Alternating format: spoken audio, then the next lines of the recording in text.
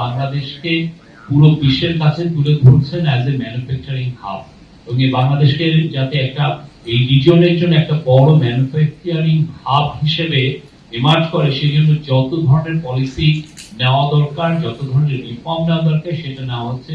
চিটাং পোর্টের বিষয়ে রিফর্ম কিছু নেওয়া হচ্ছে, প্লাস আমাদের এখানে যাতে প্রাইভেট সেক্টরের বিদেশিরা এসে যাতে ইনভেস্টমেন্ট করতে কোনো ধরনের কোনো হ্যাসেল না ফেস করেন, সেই জন্য সবার জন্য একটি ওয়ান স্টপ সার্ভিস দেওয়া যাতে যায় সেই জন্য কাজ করা হচ্ছে।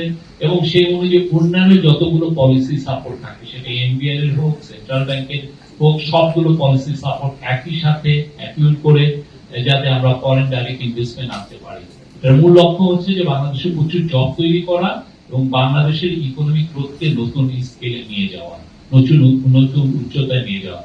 আমাদের গভর্নমেন্টের মূল ফোকাস হচ্ছে সেখানে যে অবভিয়াসলি মানে হাইলাইট অফ দিস ভিজিট হচ্ছে শি জিনপিংয়ের সাথে চাইনিজ প্রেসিডেন্ট শি জিনপিংয়ের সাথে 28 তারিখে সকালে আমাদের মাননীয় chief অ্যাডভাইজারের meeting.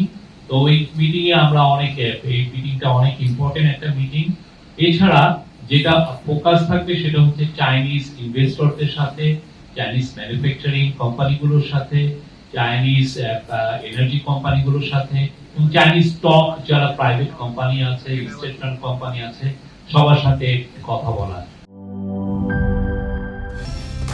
Colour expert, George sap এবং মাইল্ড অন হ্যান্ডস টেকনোলজি সমৃদ্ধ অরিক্স ক্রিস্টাল ওয়াশ আপনার লন্ড্রি এক্সপার্ট।